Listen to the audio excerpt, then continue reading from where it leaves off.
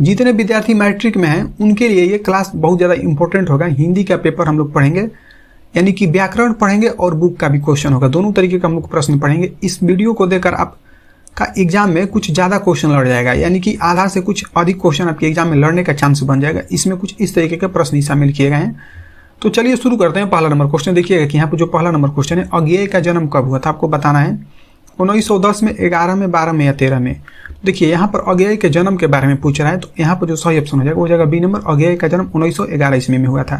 Question number दूसरा में दिया है, दिनकर किस कृति के लिए ज्ञानपीठ पुरस्कार मिला है, बताइए। या दिनकर को किस कृति के लिए ज्ञानपीठ पुरस्कार मिला है।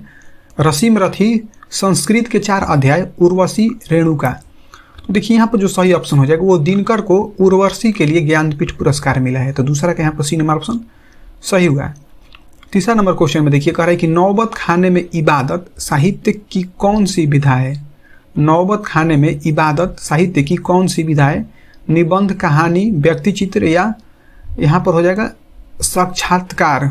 साक्षात्कार। देखिए यहाँ पर जो सही ऑप्शन हो जाएगा वो हो जाएगा सी नंबर, व्यक्ति चित्र। तीसरा का सी नंबर ऑप्शन सही हुआ। चौथा नंबर क्वेश्चन में दिया है कि प्रेमघन अपना आदर्श किसे मानते थे, बताइए। प्रेमघन अपना आदर्श किसे मानते थे। महात्मा गांधी, विवेकानंद, रविन्द्रनाथ टैगोर या भारतेंदु हरिश्चंद्र। तो यहाँ पर जो सही ऑप्शन हो जाएगा 4 को हो जाएगा डी नंबर, भारतेंदु हरिश्चंद्र को प्रेमघन अपना आदर्श मानते थे। 5 नंबर क्वेश्चन में देखिए कह रहा है कि भारत माँ के श्रेष्ठ मुख की तुलना कवि ने किससे की है। सूर्य, कंचन, पुष्प या ऑप्शन नंबर जो डी दिया है छाया मुक्त चंद्र, छाया युक्त चंद्र दिया है। तो यहाँ पर जो सही ऑप्शन हो जाएगा डी नंबर होगा, छाया युक्त चंद्र से की है। तो देखिए 6 नंबर क्वेश्चन में कह रहा है कि मिट्टी की अबोध मूर्त कौन है, बताइए। मिट्टी की अबोध मूर्त कौन है। तो नेता, जनता, अधिकारी या मंत्री। तो यहाँ पर जो सही ऑप्शन हो जाएगा वो हो जाएगा जनता जो है मिट्टी का अबोध मूर्त है। देखिए 7 नंबर क्वेश्चन में दिए कि हिरोशिमा कविता किसका चित्रण करती है, बताइए। हिरोशिमा जो कविता है किसका चित्रण करती है। प्राचीन सभ्यता की खुशहाली का, या ऑप्शन नंबर बी में दिया है आधुनिक सभ्यता के विकास का, प्राचीन सभ्यता की मानवीय विभीषिका का, और ऑप्शन नंबर डी में दिया कि आधुनिक सभ्यता की दुर्दशा मानवीय विभीषिका पर। तो यहाँ पर जो सही ऑप्शन हो जाएगा वो हो जाएगा डी नंबर। आप लोग याद रखिएगा 7 का यहाँ पर ऑप्शन नंबर डी हुआ। 8 नंबर क्वेश्चन में दिया है कि बिस्मिल्लाह खां के साथ किस मुस्लिम पर्व का नाम जुड़ा हुआ है, बताइए। बिस्मिल्लाह खां के साथ किस मुस्लिम पर्व का नाम जुड़ा हुआ है। ईद, बकरीद, शब बारात या मुहर्रम। तो मुहर्रम जो है बिस्मिल्लाह खां के साथ नाम जुड़ा हुआ है। तो यहाँ पर 8 का ऑप्शन नंबर डी सही हुआ। 9 नंबर क्वेश्चन में दिया है कि महात्मा गांधी के अनुसार उदात्त व बढ़िया शिक्षा क्या है, बताइए।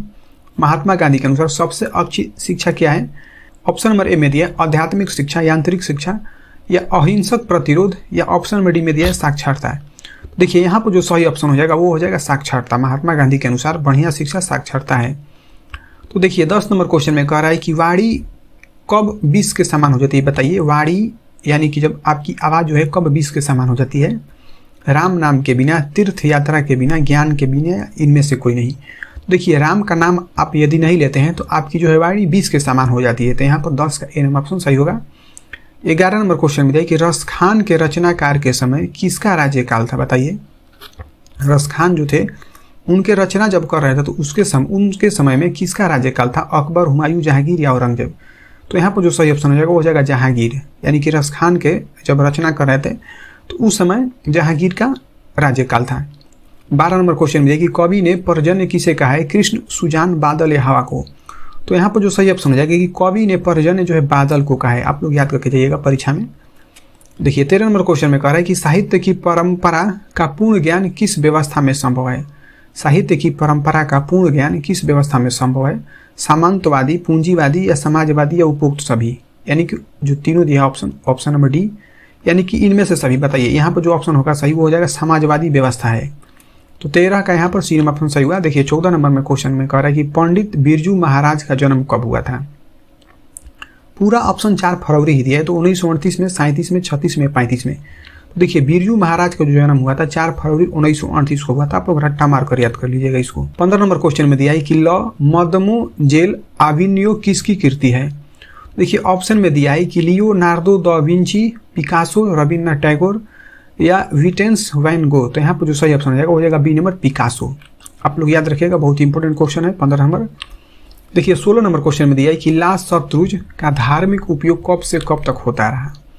बताइए ला शतरुज का धार्मिक उपयोग कब से कब तक होता रहा? 11वीं सदी से फ्रेंच की क्रांति तक, या 12वीं सदी से फ्रेंच की क्रांति तक, या 13वीं सदी से फ्रेंच की क्रांति तक, या 14वीं सदी से फ्रेंच की क्रांति तक? तो यहाँ पर जो सही ऑप्शन हो जाएगा वो हो जाएगा डी नंबर, 14वीं सदी से फ्रेंच की क्रांति तक ला शत्रुज का धार्मिक उपयोग होता रहा है। तो देखिए ना 17 नंबर क्वेश्चन में दिया है कि मछली कहानी में किस वर्ग का चित्रण किया गया है? बताइए, मछली की जो कहानी है उसमें किसका चित्रण किया गया है? उच्च वर्गीय परिवार का, निम्न वर्गीय परिवार का, या मध्य वर्गीय परिवार का, या मध्य वर्गीय परिवार का? तो यहाँ पर सही ऑप्शन हो जाएगा सी नंबर, निम्न मध्य वर्गीय परिवार का। मछली में, मछली जो चैप्टर है आपका उसमें इसका डिस्क्राइब किया गया, मतलब बढ़िया से बताया गया उसमें। तो यहाँ पर 17 का क्या हो जाएगा? सी नंबर ऑप्शन सही होगा। 18 नंबर क्वेश्चन में यह है कि बहादुर लेखक के घर में अचानक क्यों चला गया? बताइए, बहादुर जो है लेखक के घर में अचानक क्यों चला गया? दूसरी नौकरी मिल जाने के कारण, माँ की याद आने के कारण, या स्वयं के प्रति लेखक तथा उसके घर वालों के व्यवहार में आए परिवर्तन के कारण, या उपयुक्त सभी, यानी कि इनमें से सभी? तो देखिए यहाँ पर जो सही ऑप्शन हो जाएगा सी नंबर, कि बहादुर जो है लेखक के घर इसलिए चला गया क्योंकि स्वयं के प्रति लेखक तथा उसके घर वालों के प्रति व्यवहार में परिवर्तन आ गया था। 19 नंबर क्वेश्चन में दिया कि सहजात वृत्तियाँ किसे कहते हैं? बताइए, सहजात वृत्तियाँ किसे कहते हैं? अस्त्र से संयंत्र को, अनजान स्मृतियों को, या स्व के बंधन को, या उपयुक्त सभी? तो यहाँ पर जो सही ऑप्शन हो जाएगा वो हो जाएगा बी नंबर, अनजान स्मृतियों को। 20 नंबर क्वेश्चन में दिया कि नागरी लिपि के आंतरिक लेख हमें कहाँ से कहाँ तक मिले हैं? नागरी लिपि के अभिलेख हमें कहाँ से मिले हैं? बताइए, पूर्वी भारत, पश्चिमी, उत्तरी, या दक्षिणी भारत? तो देखिए जो 20 नंबर है इसका सही ऑप्शन हो जाएगा सी नंबर, दक्षिणी भारत से नागरी लिपि का हमको अभिलेख मिला है, कुछ उसका प्रमाण मिला है। 21 नंबर क्वेश्चन में दिया कि वेतमा दान पत्र किस समय का है? बताइए, वेतमा जो है एक दान पत्र है, कब का है? 1020, 1021, 1022 या 1023 का? तो यहाँ पर जो सही ऑप्शन हो जाएगा ए नंबर, यानी कि वेतमा जो दान पत्र है 1020 ईस्वी में मिला है। 22 नंबर क्वेश्चन में देखिए पंडित बिरजू महाराज लखनऊ घराने के किस पीढ़ी के कलाकार हैं? बताइए, जो पंडित बिरजू महाराज हैं वो लखनऊ घराने के किस पीढ़ी के कलाकार हैं? छठी पीढ़ी, 7वीं पीढ़ी, 9वीं पीढ़ी, 8वीं पीढ़ी? तो यहाँ पर जो सही ऑप्शन हो जाएगा वो हो जाएगा बी नंबर, 7वीं पीढ़ी के बिरजू महाराज कलाकार हैं। ऑप्शन में भी यहाँ पर सही हुआ। 23 नंबर देखिए क्वेश्चन में कह रहा है कि सीता के बेटों ने सीता को कितने रुपए का माहवारी देने का निर्णय लिया? बताइए, सीता के बेटों ने सीता को कितने रुपए माहवारी देने का निर्णय लिया? तो देखिए 50, 75, 100 रुपये या 60 रुपये? तो यहाँ पर जो सही ऑप्शन हो जाएगा वो हो जाएगा 50 रुपये। आप लोग याद रखिएगा 50 रुपये। 24 नंबर क्वेश्चन में दिया है कि उत्तर भारत में नागरी लिपि के लेख कब से मिलने लगते हैं? बताइए, उत्तरी भारत में या उत्तर भारत में नागरी लिपि के लेख कब से मिलने लगते हैं? 8वीं सदी, 6ठी सदी, 9वीं सदी, या 4थी सदी? तो यहाँ पर जो सही ऑप्शन हो जाएगा वो हो जाएगा 24 का ए नंबर, यानी कि 8वीं सदी से मिलने लगते हैं। 25 नंबर क्वेश्चन में दिया कि बहादुर को कितने रुपए की चोरी करने का इल्जाम लगा था? बताइए, बहादुर को कितने रुपए चोरी करने का इल्जाम लगाया था? 10 रुपये, 11 रुपये, 12 रुपये या 13 रुपये? तो यहाँ पर जो सही ऑप्शन हो जाएगा 11 रुपये, यानी कि बहादुर को 11 रुपये चोरी करने का इल्जाम लग गया था। 25 नंबर हो गया। 26 नंबर में देखिए कि बुढ़ापा का कौन सा प्रत्यय है? बुढ़ापा शब्द जो है उसमें कौन सा प्रत्यय लगा हुआ है? पा, अपा, आपा या अप? तो यहाँ पर सही ऑप्शन होगा ए नंबर, पास जो है पा यहाँ पर प्रत्यय होगा। 26 का ए नंबर ऑप्शन सही हुआ। 27 नंबर देखिए क्वेश्चन में कह रहा है कि निम्नलिखित में से कौन सा शब्द शुद्ध है? देखिए यहाँ पर 4 को ऑप्शन दिए, आपको बताना है। उच्छ्वास लिखा है, सही शब्द यहाँ पर कौन सा होगा? तो देखिए यहाँ पर जो सही शब्द हो जाएगा वो हो जाएगा बी नंबर। आप लोग इसको लिख कर याद कर लीजिएगा। ये इस तरीके का क्वेश्चन आपके शुद्ध अशुद्ध वाला परीक्षा में हर बार देता है, तो ग्रामर भी देता है। अब हम लोग ग्रामर में एंट्री कर चुके हैं, कुछ ग्रामर हम लोग पढ़ेंगे। तो देखिए अब 28 नंबर क्वेश्चन में दिया है निम्नलिखित में से या निम्नलिखित शब्दों में कौन सा जो है शब्द है, यानी कि सही शब्द आपको बताना है। 4 ऑप्शन आपको दिया है, इस 4 ऑप्शन में से आपको बताना है कौन सा सही है। तो आप लोग पहले इसको पढ़ लीजिए, तब हम बताते हैं इसमें सही ऑप्शन जो है कौन सा होगा। देखिए यहाँ पर जो सही ऑप्शन हो जाएगा वो हो जाएगा ए नंबर, चर्मोत्सक। यहाँ पर ए नंबर ऑप्शन आपका सही होगा कि चर्मोत्सक, आपको याद रखना है ये वाला 28 का ए नंबर। 29 नंबर क्वेश्चन में कह रहे हैं कि निम्नलिखित वाक्यों में कौन सा वाक्य शुद्ध है? यह बालक कहाँ जा रहे हैं, या बच्चा का क्या समाचार है, फूलों की एक माला ला दीजिए, या लता 2 चट्टी मिली, लता को 2 चिट्ठी मिली होना चाहिए या चट्टी मिली? देखिए यहाँ पर जो सही ऑप्शन हो जाएगा वो हो जाएगा सी नंबर, फूलों की एक माला ला दीजिए। 29 का सी नंबर ऑप्शन सही होगा। 30 नंबर क्वेश्चन में दिया कि अक्ल पर पत्थर पड़ना मुहावरे का सही अर्थ क्या है? प्रतिभावना होना, बुद्धिमान होना, बुद्धि का उपयोग करना, या बुद्धि भ्रष्ट हो जाना? तो यहाँ पर जो सही ऑप्शन हो जाएगा बुद्धि भ्रष्ट हो जाएगा, तो आप लोग कहते हैं कि अक्ल पर पत्थर पड़ चुका है। तो देखिए 31 नंबर क्वेश्चन में कह रहा है कि वर्ण कितने प्रकार के होते हैं, 2, 3, 4 या 10। तो आप लोग जान लीजिए वर्ण 2 प्रकार के होते हैं, स्वर्ण और एक होता है व्यंजन वर्ण। तो यहाँ पर ऑप्शन नंबर ए सही हो जाएगा। 32 नंबर क्वेश्चन में दिया है कि स्वर वर्णों की संख्या कितनी है, 10, 11, 17 या 21।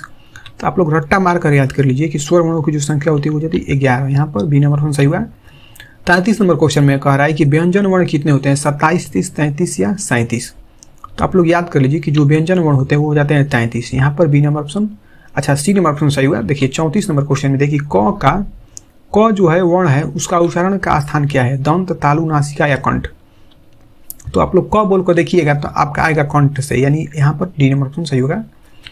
35 नंबर क्वेश्चन में कह रहा है कि स वर्ण का उच्चारण स्थान क्या है। स जब आप बोलेंगे तो उसका उच्चारण कहाँ से होता है, तालु, नासिका, ओष्ठ या दंतोस्थ से। तो यहाँ पर जो सही ऑप्शन हो जाएगा वो हो जाएगा ए नंबर, यानी कि स का उच्चारण तालु से होता है। 6 और 100 का उच्चारण का स्थान क्या है बताइए, ओष्ठ, नासिका, नासिका, तालु या दंतोस्थ। तो जो 26 नंबर है इसका ए नंबर, अच्छा सी नंबर ऑप्शन सही होगा। देखिए इसी तरीके का प्रश्न आपके परीक्षा में ग्रामर से रिलेटेड पूछता है, तो आप इस चीज़ को बढ़िया से देख कर जाइएगा तो आप एग्जाम में जाकर अच्छा स्कोर कर सकते हैं। देखिए 37 नंबर क्वेश्चन में कह रहा है कि म का उच्चारण स्थान क्या है, म का उच्चारण स्थान क्या है, दंत, कंठ, तालव्य, नासिका, मुर्दा। तो देखिए यहाँ पर जो सही ऑप्शन हो जाएगा वो हो जाएगा नासिका। 38 नंबर क्वेश्चन में दिया है कि न का उच्चारण स्थान क्या है, दंत, नासिका, कंठ, तालव्य या मुर्दा। तो यहाँ पर सही ऑप्शन हो जाएगा बी नंबर, नासिका। यानी कि जब आप न बोलते हैं तो थोड़ा सा आवाज उसमें नाक से भी आता है, तो यहाँ पर क्या हो जाएगा कि बी नंबर ऑप्शन सही होगा। 39 नंबर क्वेश्चन में दिया कि उ का उच्चारण स्थान क्या है, उ का उच्चारण स्थान क्या है। तो दंत, ओष्ठ, यही ऑप्शन वही चारों है जो पहले था, तो आपको बताना है यहाँ पर। देखिए यहाँ पर बी नंबर ऑप्शन सही हो जाएगा कि उ का उच्चारण जो है ओष्ठ से होता है, यानी कि ओठ का हम लोग प्रयोग करते हैं तब जाकर ये होता है। तो 40 नंबर क्वेश्चन में दिया कि हिंदी में कुल वर्णों की संख्या कितनी है, 30, 44, 40 या 24। तो देखिए आप लोग याद रखिए, रट्टा मारकर याद करिए कि हिंदी में जो वर्णों की कुल संख्या हो जाती है 44, यानी कि बी नंबर ऑप्शन सही होगा। 41 नंबर क्वेश्चन में दिया है कि अ का उच्चारण स्थान क्या है, कि कंठ, ओष्ठ, कंठ, तालव्य या मुर्दा। तो यहाँ पर जो सही ऑप्शन हो जाएगा वो हो जाएगा कंठ। अ बोलिएगा ना आप, अ कहाँ से निकलेगा आवाज, कंठ से आपका आता है। तो यहाँ पर ए नंबर ऑप्शन सही हो जाएगा जिसमें कंठ दिया है। बात की जाती 42 नंबर क्वेश्चन की, तो कह रहा है कि ल का उच्चारण स्थान क्या है, ल का उच्चारण स्थान क्या है। तो ऑप्शन वही है, बस आपका क्वेश्चन बदल रहा है। तो यहाँ पर जो सही ऑप्शन हो जाएगा वो हो जाएगा दंत, यानी कि ल बोलिएगा ना तो आपका द उसमें आता है, तो क्या हो जाएगा यहाँ पर दंत हो जाएगा। ए और ऐ का उच्चारण स्थान क्या है, कंठ प्लस तालु, ओठ, दंत या कंठ, तालव्य या मुर्दा। तो यहाँ पर जो सही ऑप्शन हो जाएगा 43 का हो जाएगा ए नंबर, कंठ और तालु। 44 नंबर क्वेश्चन में दे रहे अंग है, ध्यान दीजिए कि अंग का उच्चारण स्थान क्या है, बोलिए ना अंग। तो कहाँ से आता है आपको बताना है, दंत, ओष्ठ, कंठ, तालव्य या नासिका, नासिका। तो यहाँ पर सही ऑप्शन हो जाएगा कि नासिका। यानी कि 44 क्वेश्चन हो गए और मात्र हमको 6 क्वेश्चन पढ़ना है, पूरे 50 क्वेश्चन पढ़ेंगे। देखिए 45 नंबर क्वेश्चन में दिया कि र का उच्चारण स्थान क्या है। र जब आप बोलते हैं तो उसका उच्चारण कहाँ से होता है, कंठ से, ओठ से या कंठ, तालव्य से या मुर्दा से। तो र आप बोलिएगा ना तो आपका मुर्दा से होता है, तो यहाँ पर क्या हो जाएगा कि डी नंबर ऑप्शन सही होगा।